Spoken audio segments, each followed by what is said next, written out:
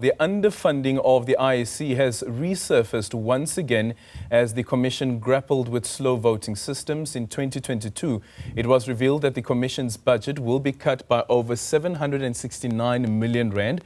Researcher at the Institute for Economic Justice's Zimbali Mncube says the impact of Treasury's austerity measures has had an impact on these elections. Let's now bring him into the conversation. Zimbali, good morning. Thank you so much for making time for us. I remember when this information was shared with the Home Affairs subcommittee in Parliament around the 769 million rand that will be cut in the budget of the IEC. They said that this is a problem. It must be dealt with because it will have an impact on the democratic process. And we know how important the IEC is to that democratic process. Morning, Aldrin. Thank you for having me. Yeah, I think it's such a historic day. It was such a historic day for our country yesterday. And it's unfortunate that we are reflecting on this issue, which has been persisting for quite a long time. And I think seeing it, the impact of budget cuts at the level of the IEC, which is supposed to be a credible body facilitating and strengthening elections for our democracy is quite worrying. And I think we've presented for a number of times, not on just the budget cuts in the IEC, but budget cuts across the board in public healthcare, in education, and in social security. And I think it's quite sobering that we are seeing it playing out even at the level of the IEC.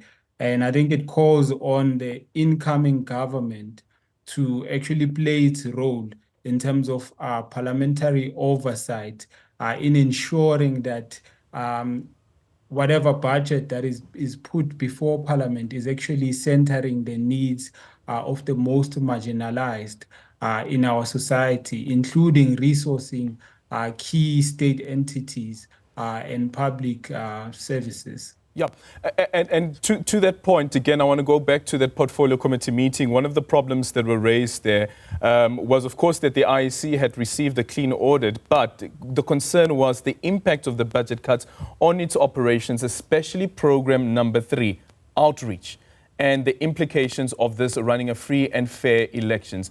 And the issue around outreach also speaks to the ability of the IEC to educate the electorate about the elections. And many concerns have been raised by some voters as well, that they weren't informed of some of the changes, whether it is the 3 ballots, whether it is the Section 24A, and just thinking about the implications of that.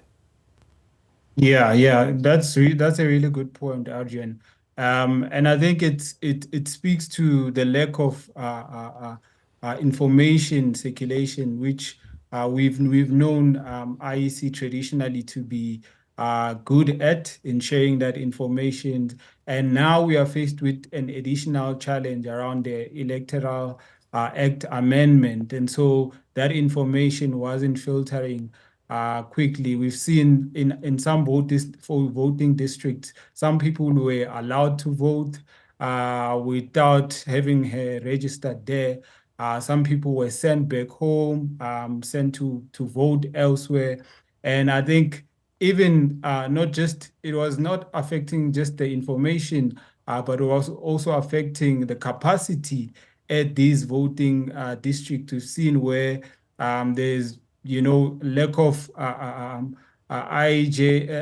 IEC staff helping people in the long queues that we saw yesterday, especially in tertiary institutions such as WITS in Pretoria and in Hartfield.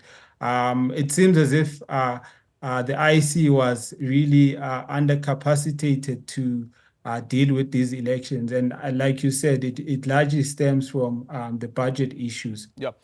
And from a broader perspective, and you did touch a bit on this, and this is now the austerity measures that have been implemented by Treasury. Many people have called against this. Treasury has also said that, listen, we don't have the necessary funds that are required, whether it is education, whether it is the health sector. But this also has an implication on the lived realities, especially of the most vulnerable, which we also saw play out yesterday as our reporters were crisscrossing the country, speaking to voters, some who were participating and some who were refusing to participate. Indeed. I think at a service delivery level, what we are seeing is also the danger to our democracy, that people are increasingly growing frustrated with the government. And so that affects their level of participation and eagerness because they feel helpless that whatever vote they cast, it won't result in any change fundamentally in their conditions, right?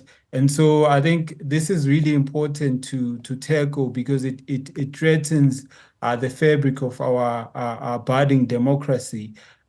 We need to see people believing in the capability of the government to deliver and protect their socio-economic rights, because that's what is fundamentally in our constitution. And so what we're seeing here is that the economic policies, the budget policies are beginning to threaten social cohesion and civic participation in our country. And I think the next administration is faced with that challenge to ensure that we're not continuing with the status quo, but we actually are taking steps towards a human rights budgeting and economic policy making, which will center people and people making their voices heard at the center of this policy making. Quickly, the MPC is expected to make an announcement today on the repo rate. That obviously has an implication on the cost of living, which also speaks to the economic policy that you were speaking about. What are some of your expectations? Well, the analysts who also follow these news have indicated that there won't be any changes largely to the interest rates. But I think what we need to also do in this moment is to reflect on the role that the Reserve Bank has played in hiking interest rates, in strangling the incomes of the working class. And we're also calling on them to say that we actually need to have a coordinated macroeconomic framework that ensures that we're not just targeting inflation for the sake of numbers and arbitrary numbers, but we are actually targeting employment. And so the Reserve Bank, I think in the long term, needs to reflect, and the leaders that we voted for yesterday need to hold it into account to ensure that it plays a much broader role, such as taking industrial policy intervention, lending to development bank institutions so that they channel funds into key sectors of the economy to spur demand and improve job creation in the economy. Because other than that, we are faced with an MPC that is just acting in the interest of private sector as opposed to the majority. And that is an ongoing debate. Thank you so much for your time. That is Zimbali Mncube, who is a researcher at the Institute for Economic Justice, and that repo rate currently at 8.25%. An announcement is expected later on today from the MPC.